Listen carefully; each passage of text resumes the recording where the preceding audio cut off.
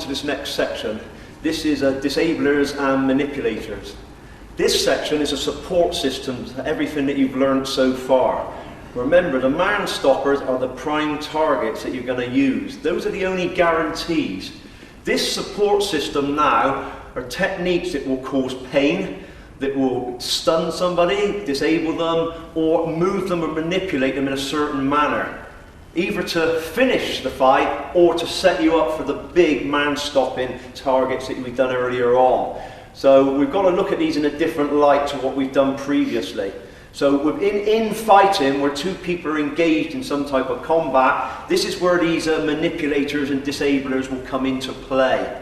Now remember, as I mentioned earlier on, the mindset is important when we deliver these. It's going to be your intention, and that bad intention is what we're looking to use. So what you may lack in skill, you can put in and make up to with that aggression to finish the fight no matter what. And this is where the military came from. Their idea was to develop lots and lots of aggressive attitude and a win-win situation, so that they never felt they were going to lose. So no matter what their skills were, they were going to drive it through. So like I said, this is different to martial arts, where they sort of treat their training almost as a religion. This is a different thing altogether. All we're looking for is a hardcore technique. So as one well-noted hand-to-hand combat instructor said, if you're looking for art, take up painting. You know, we're talking about fighting, and that's the difference, and that's what we're looking at today now.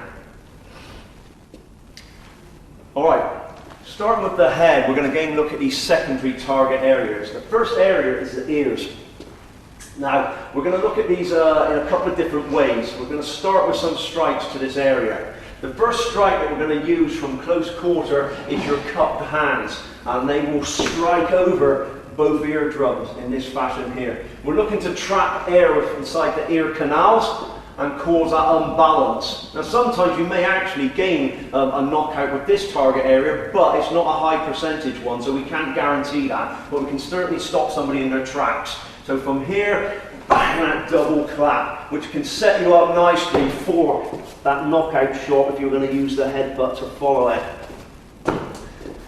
Now, the slaps can be done individually as well. That slight cup on the hand, I'm going to move across and drive my full body weight through the eardrum. Now you see, I'm not just slapping it with my hand, my full body is going to contact and hit that particular target area. And it also can be done in a reverse fashion, this way round, where we're driving and hitting the ear, coming across. So the arm needs to feel heavy. It's just like a lead weight on the end there, and this fast strike will rip across and hit the ear. So we've got the double from the front, and we've got these singles striking this way, and also this fashion. And also we can use the ears to manipulate and to control somebody. So from the front, if I've got both hold of the ears, I'm going to get a nice tight hold so that I can manipulate the head, so I can take somebody to the floor straight away. So within real life combat, it's say different to grappling arts, where you might have a jacket or a gi or something like this. What we're going to look for is natural handles on the body that we can create pain with and take somebody straight to the floor. So here we can drive down, turn the head, or to pull it forward. So we've got danger of actually damaging or tearing the ears. So these again are great techniques to control. One hand we can grip and squeeze, pull the ear down, or finishing shots with the knees, or those big strikes that we looked at earlier on. Now if we grab hold of the ear for control, your complete palm goes over the eardrum and your fingers come behind, then you latch on. So this grip is really strong. So if Jake's trying to pull away from it, he's actually pulling his ear away, and there's a danger of ripping it. Then you can step back in for those finishing shots that we spoke about earlier on. So the ears are a great target area to manipulate and control somebody straight away. The next target areas are the eyes. They follow straight in, and we'll have a look at those in a second. Alright, attacks to the eyes. Now again, this is secondary targets. When you attack the eyes, it doesn't always mean you're going to do lasting damage to them. Most of the time, people will instinctively shut their eyes or blink. So anything coming towards the eyes, they will blink and their eyelids will shut. So you don't always drive your fingers into the eyes, as some people would presume. So anything towards the eyes will momentarily make the person flinch. It will make their eyes water and it will take their vision away. Now if that does that for a blind second, then that's enough to get in the strike that you're looking for. So if my hand just covered Jay's eyes for a blind second, and that one come in and hit him in the throat, then I've achieved the job. So I'm attacking the eyes in an indirect sort of fashion in that case. So let's have a look at some of the strikes to the eyes that will work high percentage. In close, in grappling, it's always going to be double the thumbs. And all I'm doing is pressing them against the eyes themselves. So even if the eyes are shut, you push in against them and it's really, really painful building up pressure. So it doesn't all have to be a lethal finish, but it can be one that causes a great deal of pain. So as soon as we're grappling close, those thumbs are coming straight to the target area that I'm looking for, pushing the head back, which may then open it for one of those big finishers that we looked at earlier on. If I can grip hold of the head, I'm going to set up this particular thumb strike here. So this looks like a punch, but the thumb is stuck out through the corner. So you drive that straight forward and in. This is a really dangerous strike, and again favoured and used a lot in close quarter by a lot of military groups. So we're in and driving through. So we protect the fist, but the thumb sticks out at the end for the finish. Again, if I can grab hold of the back of the head, this makes sure that the person doesn't pull away from the strike. This is quite ineffective if the person moves away.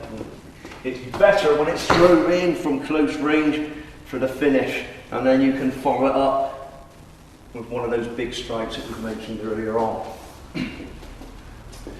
Also, once more in this grappling range, we can hook with one thumb, which manipulates and turns the head. See how I've got behind him again? So if I'm going to come into one of the chokes that we've done earlier on, this is a good way of setting him up. So from close, turn, using the thumb to manipulate the head around, and then we can come in and get into the choke if we want to do it.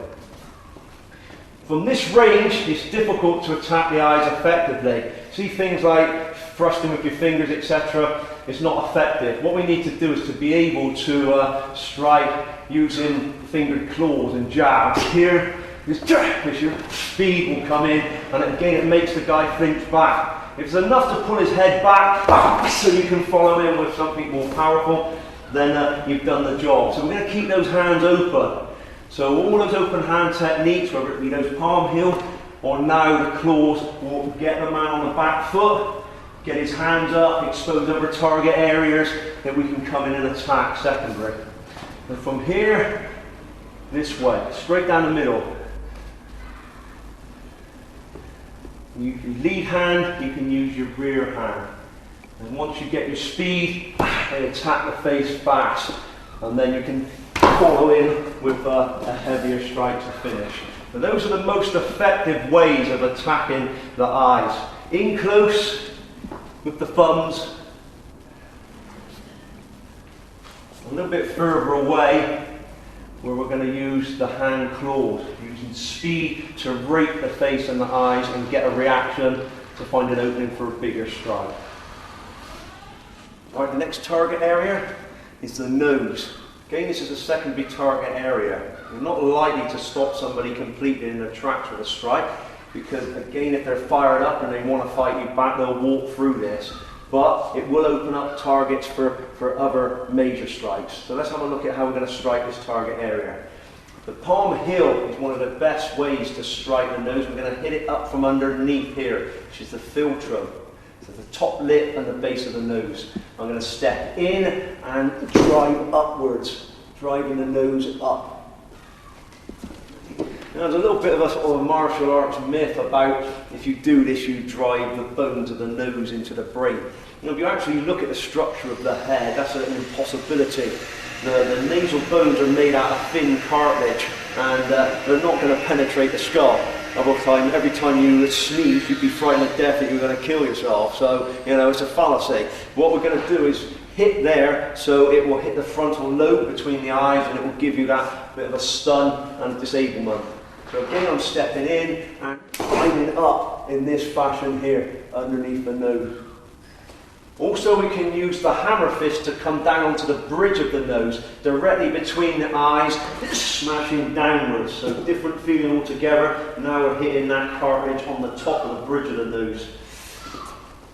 So it drives downwards this way, where before the palm heel punches upwards. But both guaranteed ways, again, of disabling somebody and attacking the face and that nose area. One more we're going to look at is more of a controlling, a manipulating move than a finisher. And I'm going to come from behind for this, and my hand will come up and come back. So the bone edge of my hand is underneath his nose and his upper lip. And I'm going to crush that backwards here, which puts extreme pressure on the nose and the upper lip. And that gains control straight away. I come around, forearm goes into the upper lip and the nose, and I squeeze this down and pull him back.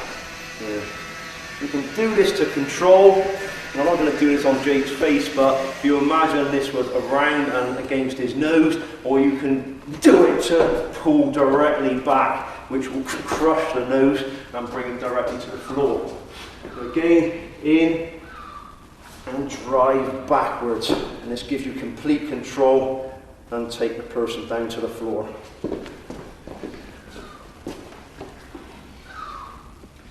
Alright, so those three target areas, ears, nose and eyes, are secondary target attacks. These are going to back up anything else that you do. Remember, they're not guaranteed stoppers, but you will certainly get a reaction depending on really how serious this person is of fighting and attacking you and keep fighting back. So we slap the ears, we have the single ear slaps, we have the gripping of the ear.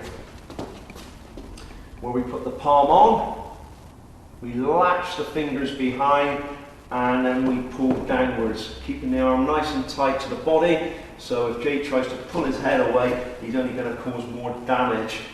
So we're not grabbing it with the fingers, it's the complete palm and closing your fist around it so that you completely envelop that ear, so if he pulls his head, it's going to damage it. Thumbs to the eyes. We went through these sequences, taking them round so we got behind it. And those long range claw strikes to the eyes, front and rear hand. Remember to get the person's reaction, maybe to get them cover up or flinch away to open up a bigger strike. And the nose, palm heel. Hammer fist driving down, and we come behind for this rear nose bar, driving back and crushing the nose and the upper lip. Those three target areas on the upper gates, or at the neck and head, are the main target areas to manipulate. We're going to move on now and look at some other areas on the body.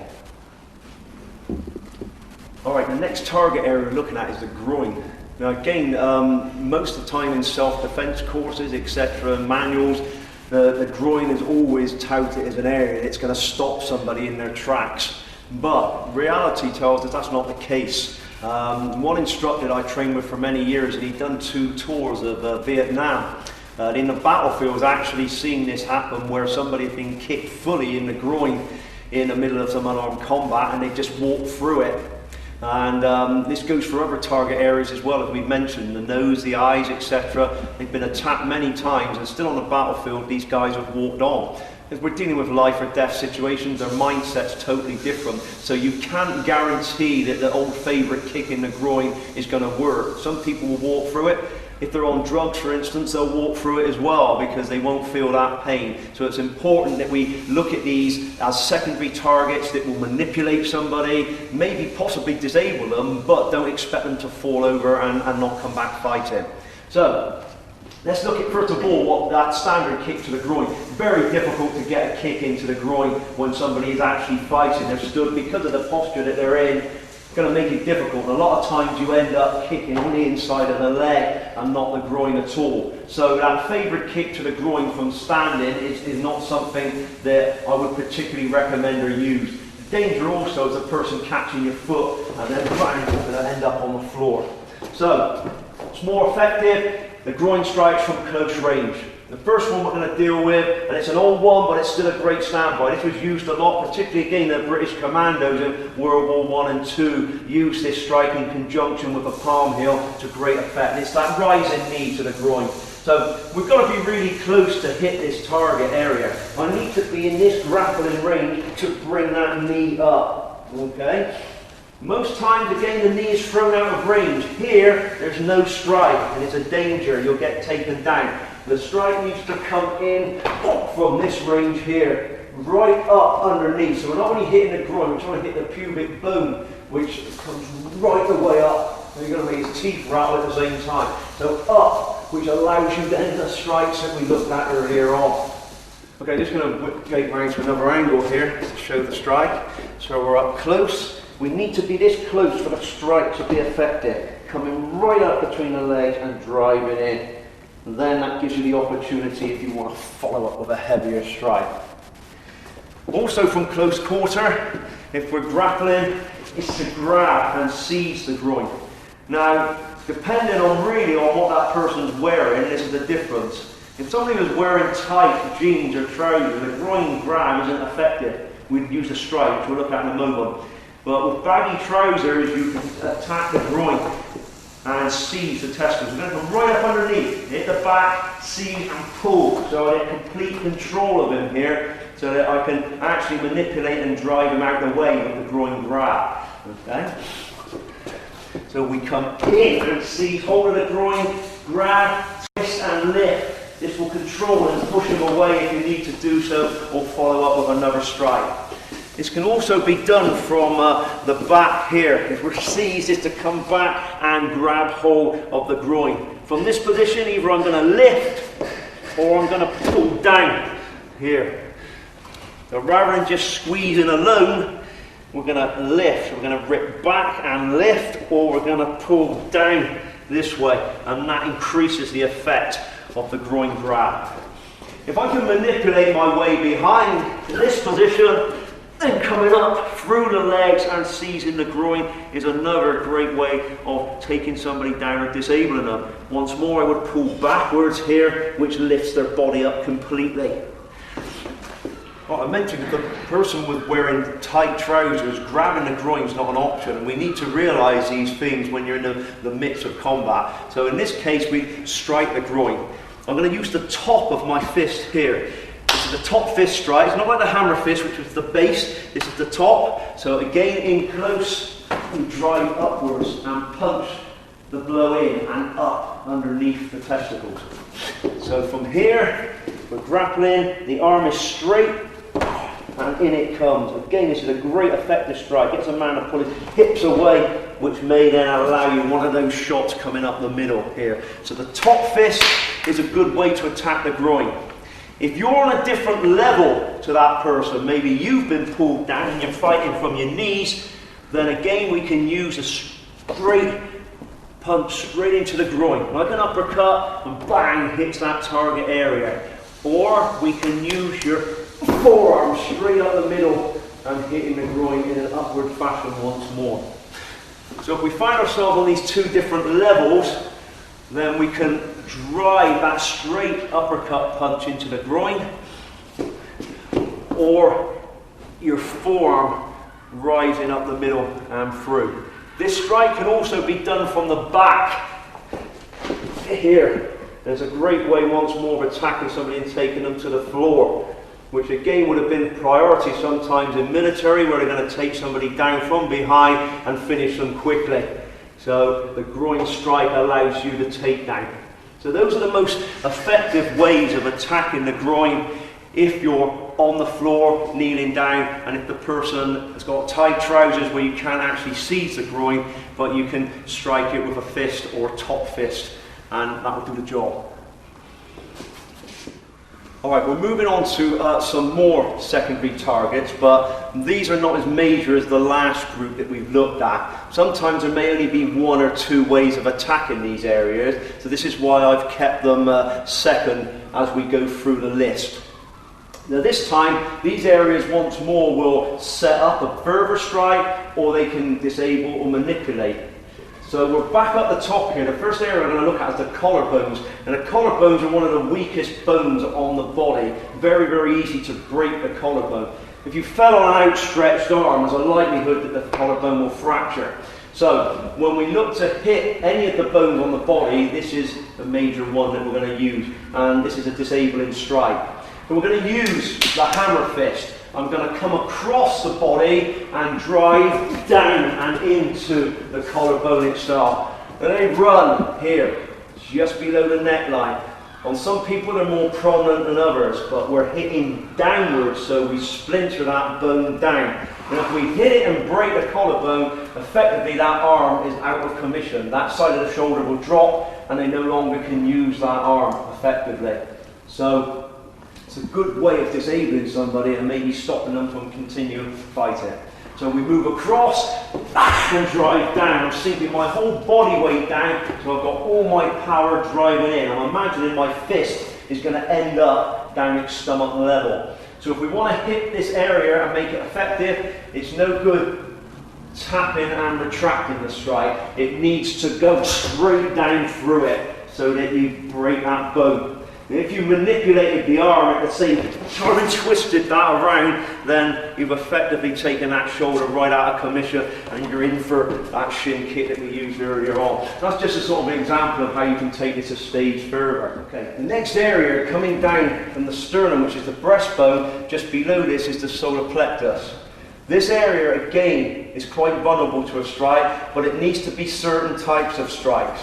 Now, if somebody is wearing heavy clothing, and again in military they will have had camouflage jackets, they may have had webbing on, then striking to the body wasn't going to be effective. So although stood here Jake now wearing a vest where the body is uncovered, I could throw in a strike here and probably have some effect. But reality says you could be hitting and not touching anything at all. If this person was heavily padded, you'd just be wasting your time hitting those target areas. So if we want to make sure that we can attack the body and get an effect straight away, then we're going to use the knees to drive into that solar plexus area. So once I get hold of the head, then I'm driving the point of my knee straight into the body, and you're going to find this has much more effect on the person, even if they're wearing heavy clothing. Now if we throw a knee strike, we've got to be careful that you don't throw too many. Otherwise, if that person's still fighting you, they'll grab your leg. So it's preferable to throw one or two big strikes and then move to something else. So from here, one, two, then I would move off and maybe look to follow in with something else. Otherwise, if I keep throwing these strikes, he will grab my leg and he'll lift me and take me to the floor. So we grab hold, one, two, disengage, and look to finish it with something else. And that's the most effective way from the front. You need to get a hold of something, whether it's the hair, whether it's the ears, whether it's the collar, or just to clamp your hands around in a palm-to-palm grip here and squeeze your forearms against his neck. This will set you up then to drive the strikes in and forward. You see the position of the knee is forward, my hip is forward, and the point of the knee is coming in. Different to the groin strike, which was up. This one now thrust through the target area, making sure that you've got your full body weight behind it when you strike. Alright, still with the solar plexus, one other way that we can attack this. This is from the back once more. I'm going to use the point and tip of the elbow. The reason this is so effective is the small tip of the elbow will find its way through into the target. So even if they're wearing heavy clothing, the tip of the elbow is like a spear. It will find its way through and into the body. Again, giving you the chance to make an escape or disable the person. You throw these as many as you can. If they're still hanging on, then drive them back as much power as you can. Keep this as straight to your body as possible so that the tip of the elbow just comes back. Just like a trip hammer, going to hit the body, bang, bang, bang.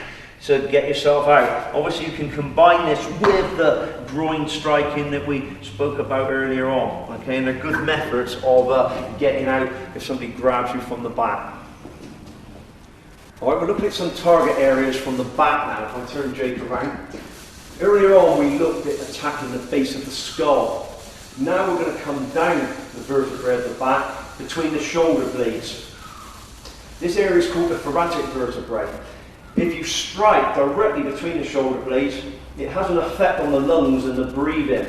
And this target area was used in World War I, World War II. Marines and commandos were using this target area to hit with a butt of a rifle. This would silence somebody and put them down onto the floor so they couldn't cry out, and then they would administer a killing stroke. So this target area, even hit with bare-handed techniques, can have a profound effect on the person and certainly manipulate them or stun them.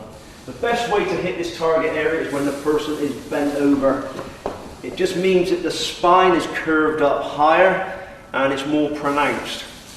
So from here, you're going to drop the tip of your elbow down and through the target area.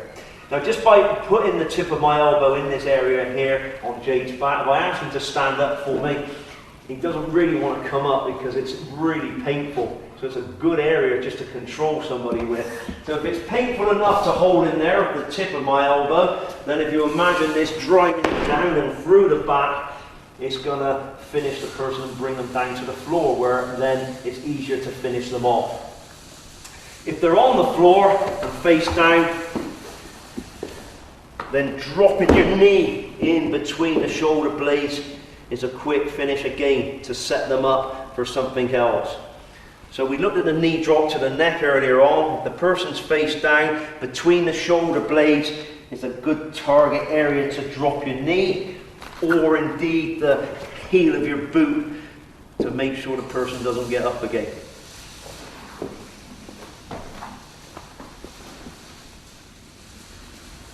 Alright, still looking at the back. Take the person round.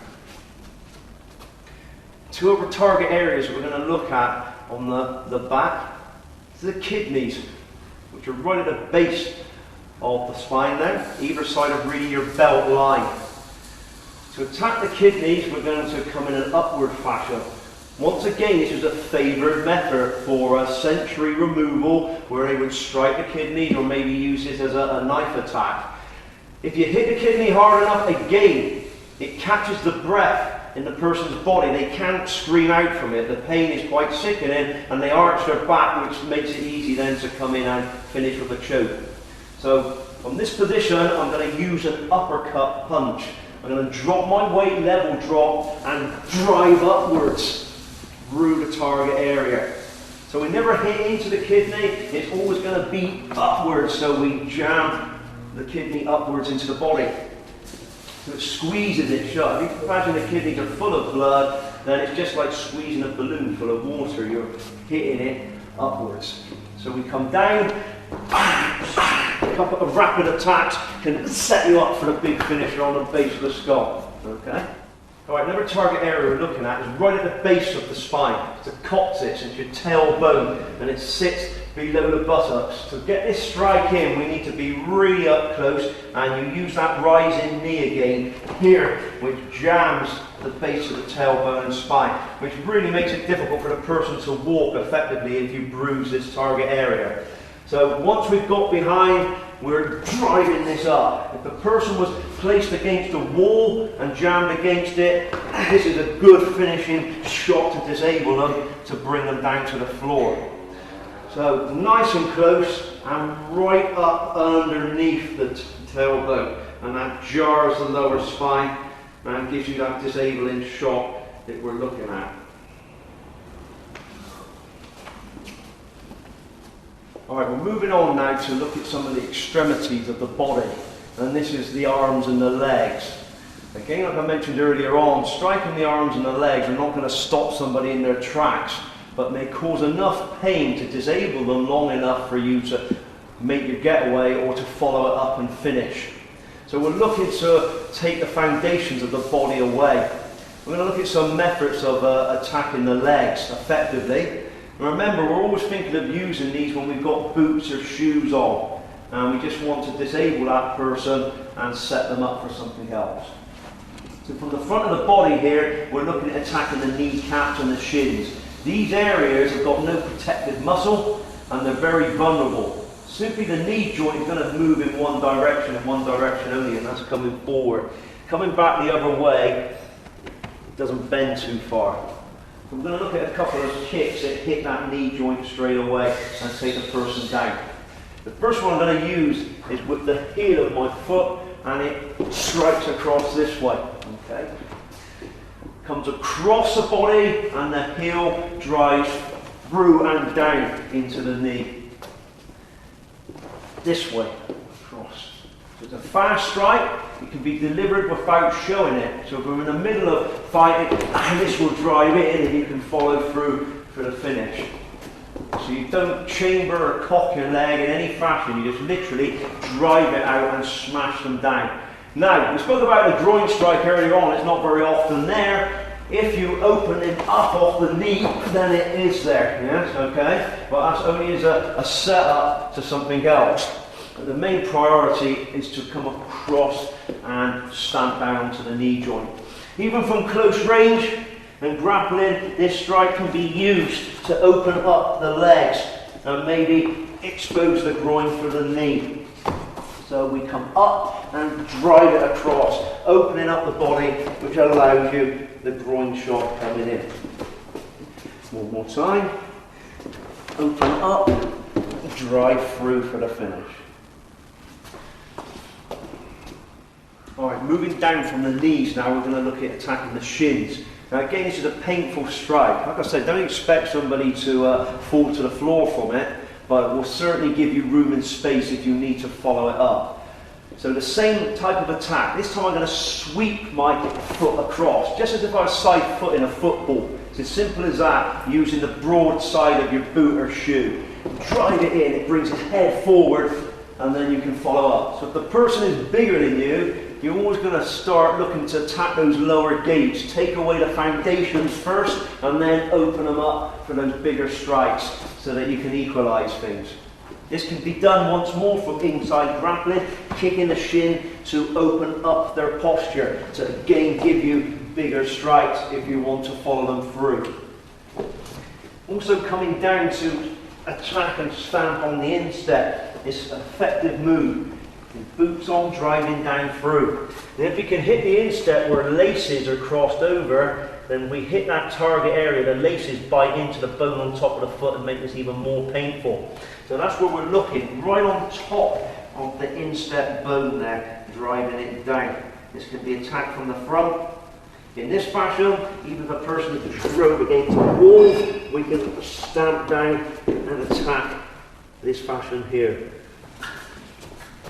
Also from the back, conventional stamping still works well. Still a good tried and tested technique to open them up and then come back with your heavier strikes. We look at the back of the knee now. Remember we said the joint only goes one way, but you can collapse the leg by attacking the back of the knee hock here. It's a cluster of nerves. When you strike it, it involuntarily bends the knee forward. And from this position, turn you around, just bring the leg back. Striking down through here will collapse the person. Now either they'll go onto their back or they'll go forward onto their knee. If I drive them down forward onto their knee, then their knee smashes into the floor and you're stood on the back of that leg where you're hitting that cluster of nerves. Then you can follow down with your other strikes. It's a really good way of controlling. Or we can use it to take the person backwards and away. So now they're more vulnerable to some of those bigger powerful strikes that we used earlier on.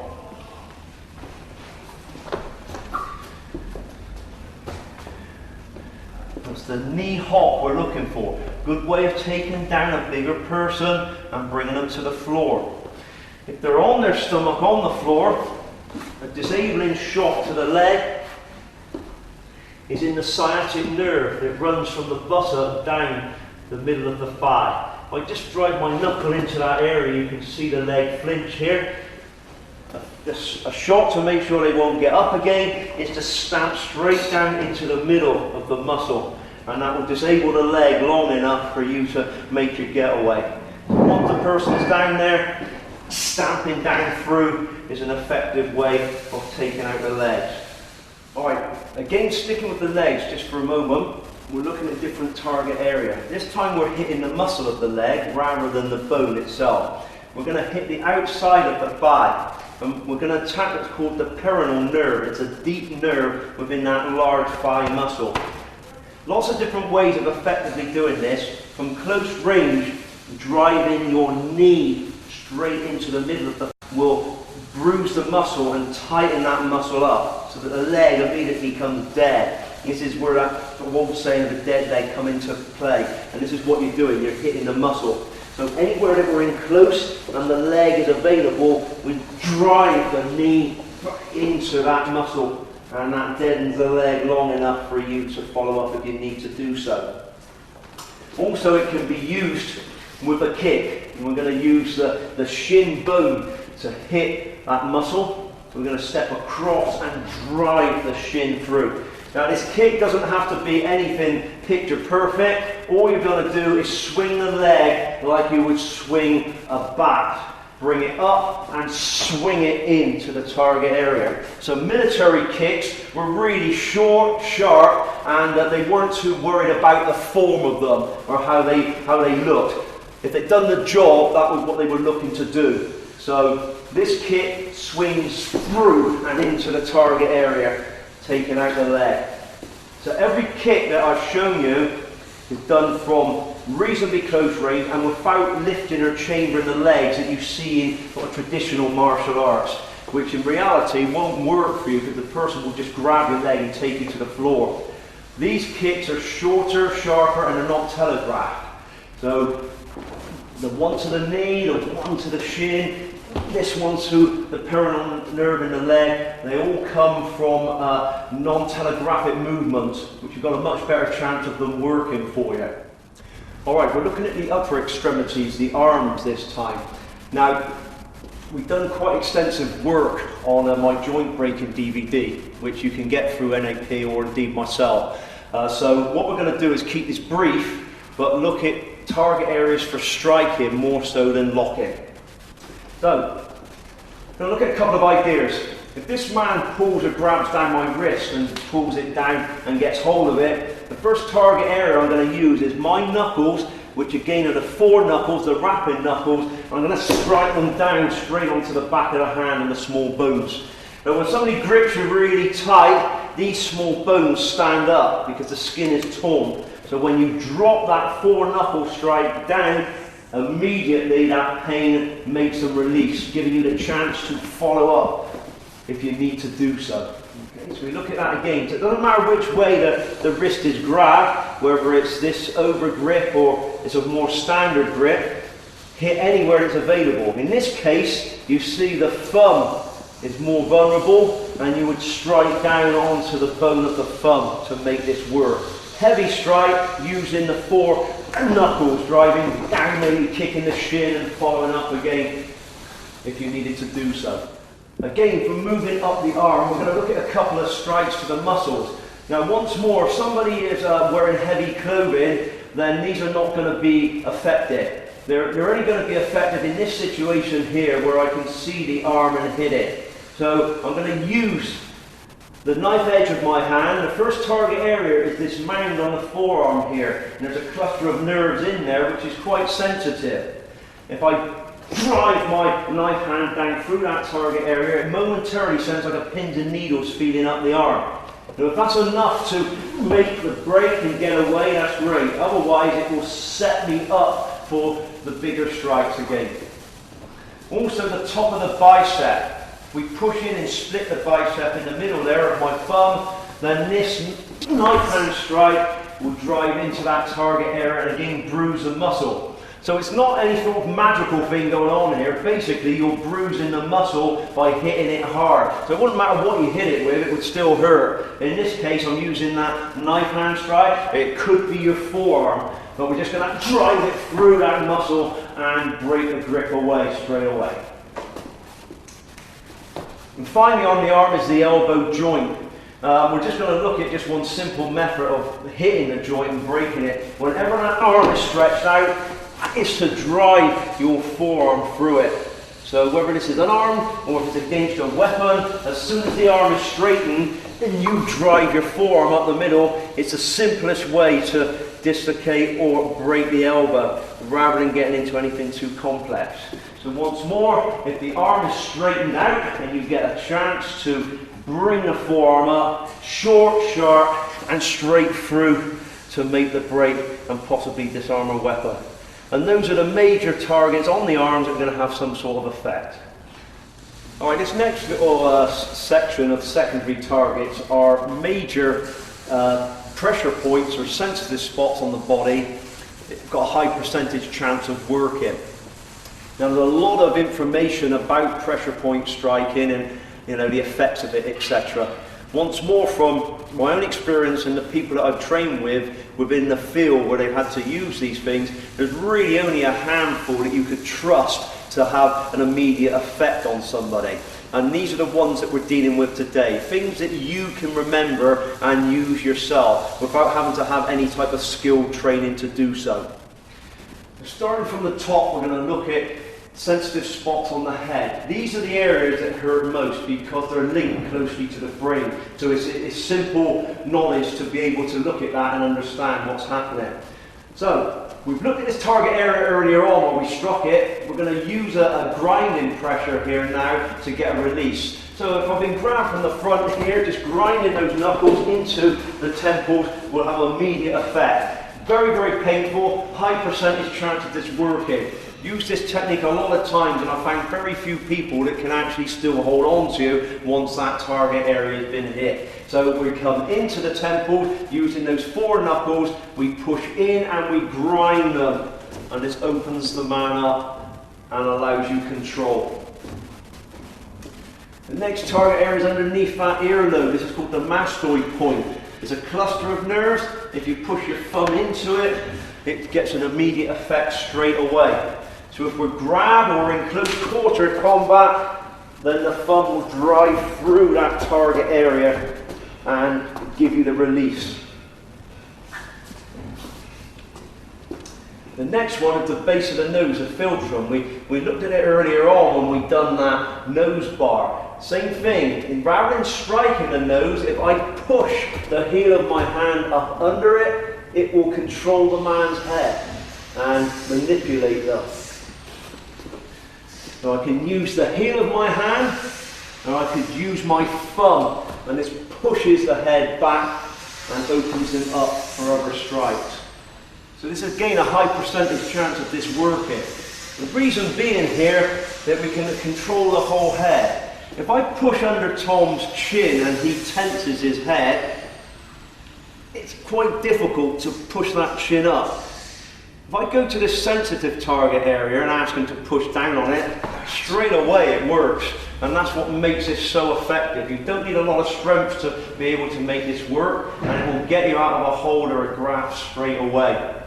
Also, pushing the heel of your hand down on the nose and squashing it works really well. Okay, painful, makes the eyes water and got immediate effect. So I'm dropping the heel of my hand onto the nose, but rather than striking, I'm grinding and squashing downwards, and this will break the grip for you. Alright, still concentrating on this target area. Another way that we can control the nose when it's painful is coming from the back once more, and I'm going to hook the nostrils, ripping back. This controls the head totally, and the fingers will go right the way up. We can close it over so that we can grip hard on the nose and pull somebody away. So it's a great controlling method of bringing somebody away from somebody else, breaking up a situation or a fight, and leading somebody away.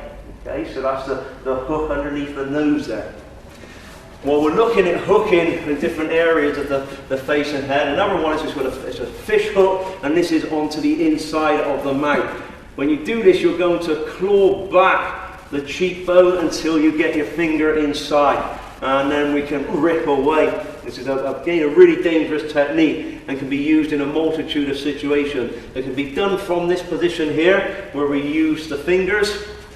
Again, from the front, if you get both your thumbs through there, we can open out the mouth with both thumbs in. They're not near the teeth, they're near the side of the cheek, so you're not in danger of being bit. And if you actually pinch and squeeze the cheek, it's even worse. Really, really painful technique. But sometimes being able to escape from holds or grabs, you can get this technique on. So if he's grabbed my head in like a side headlock and pulled this, I can claw him open and get into the techniques that we practiced earlier on. Okay, and that comes on really, really effectively. So that's fish hook in the mouth. It's a dangerous technique, but very effective. All right, moving on again. Once more, we're looking at these sort of high percentage nerve points that will get an immediate effect. We're coming down to the neck area now. Now, if I turn the head to the side, we see this large branch of muscle here. This is called the sternomastoid muscle, and it's got a cluster of nerves in. If we grip this in a certain fashion, you can control somebody straight away. Now, the way I'm going to grip this is put my thumb knuckle in between the windpipe and that muscle on the neck. And you can see it part and split there. If I just use my finger a minute, you can see where I'm going. My hand will come round and I will grip it and squeeze it shut and bring it down to the floor. And if I sort of ask Jake to resist that for me and maybe try and fight back and hold it, it's going to find that we've got that control straight away. It's a painful target. So anytime the neck's exposed, we can come in and attack it and pinch it and bring it down to the floor. We looked a moment ago at this area. Again, it's worth looking at as a manipulating point. If you can get your fingers in there, you can drive somebody downwards and to the floor. And it's always available. You get yourself out, if you've been gripped or held, and you can push into this target area and you can immediately break the grip and bring somebody to the floor. So those are two really good pressure points on the neck area that's got a good high percentage chance of working for you. One more in this particular area is underneath the jawline. This is the facial artery, and we're coming up underneath the soft palate of the jaw with my thumb and driving inwards. This is a really sensitive area. It can be attacked from the front with the thumb or from the back with the fingers, and they will slip underneath the jawline into the soft palate and drive in and attack those nerves. And you can see they have immediate effect. So even when somebody is in the middle of combat and they're fighting, you can still use these target areas to break it up and give yourself a chance to strike. So if we were grappling sort of here and we were both really working hard, I can push that area and you see almost like it opens him up into a follow-up strike. So they are difficult to resist. They will be painful enough, even when somebody really wants to fight you, to still manipulate them around. And that's what we want. We want to find target areas that will work for you under pressure. And those are some major ones on the head and neck. Now, I'm moving down the body. We're going to look at just some miscellaneous techniques here. A lot of these involve grabbing or twisting the skin. Now, like I said, if somebody is clothed, then these techniques are not going to be an option. But if we've got situations like this, where you can grab hold of the flesh, then you can manipulate people with pain. So let's just look at a couple of them. The first area that I'm going to attack here is the tricep muscle itself. Now, I'm just going to pinch this between my knuckle and my forethumb, okay, and grab it. Now, the flesh on the back of the tricep is quite sensitive. The higher you go up, the more sensitive it is away from the elbow joint. But I'm not pinching it in this fashion with my finger and thumb. If that was the case, Jake would be able to pull his arm free from there. Now, if I lock this on with my thumb and ask Jake to pull his arm free, he's stretching his own skin, and that makes it really painful. So it's quite easy to manipulate or move somebody. It looks like you're walking them and just holding onto their arm, but you could actually be pinching their flesh as you're doing it. Another way is escaping. If somebody's grabbed you, say by the shirt front, it's a pinch on the back of their triceps, and automatically it opens them up for the bigger strikes that we've done earlier on today. So Again, if somebody's messing around and maybe they might not be in full sort of fighting combat mode, you can manipulate somebody with them. They will also be used as part and parcel of a technique if you want to follow it up with some heavier strikes. So pinching onto the triceps is really painful. Another area that is vulnerable is on the inner thigh, and pinching this area can get you out of a lot of problems. So if I'm stuck in a side headlock, just pinching on that flesh high up on the thigh, lift his leg. You can see his leg lifted, which may give you the chance to lift him and get down to the floor and finish it. Also, we can come this way in. So we grab the flesh from the inside, lifting the leg up again and allowing me to take him down to the floor. So tricep flesh, inside of the thigh, they work really well. From this angle, if Jake just grabs me, we can come down to the kidneys and we can come to the shoulder blades, and this is stretching the flesh on both parts of this area. So if you've got somebody who's got a high percentage of body fat, then you're in for some fun here, because you can't really miss these target areas and you will stretch them. So I'm going to take it, twist, stretch and pull the flesh, which allows you to be able to take somebody down to the floor. Again, these are unusual techniques, really painful. You can do this straight off the kidneys and twist the flesh on the kidneys as well, and allows you to be able to take somebody down to the floor and manipulate them. So grabbing the flesh is part and parcel of any grappling where you haven't got jackets on. And these are natural handles on the body that you can grip hold of and be able to manipulate. So don't expect people to fall over from them like a sort of Dr. Spock death grip. You know, these are things that will manipulate and hurt enough for you to get away or to follow in and strike. Now I think one other area that we should address while we're in this, and that is biting techniques and how that can disable and manipulate people. Basically, anywhere that you can bite is going to have an effect. Now, in close quarter combat, where you're up really, really close, the opportunity to use biting is there. It's an extreme form of fighting, but it's a lifesaver and may be necessary. So if we're clinched in and grabbing, then to be able to bite onto the ears or the face is available. If his head comes up, you can straight away bite the nose. So these target areas are always here. Any type of grappling. If his hand's on my head, just biting the arm is enough to give me room to follow in with technique. Anytime that hand is pushing on the face or a head, is to bite into the hand or the fingers. So wherever that hand is, if it's around the nose, biting in will open him up and give you the opportunity to escape. From being grabbed in a side headlock and pulled in, if you just bite on the pec muscle there, then he'll let go of you straight away. So if he wants to crush your head against the chest, then that bite will open him up and allow you to get your way out. So biting is an effective release from lots and lots of holds and grabs, and it should be part and parcel of your disabling and manipulating techniques. And if you bring that in with everything else, you've got a good support system to back up the major target areas and strikes that we looked at earlier on.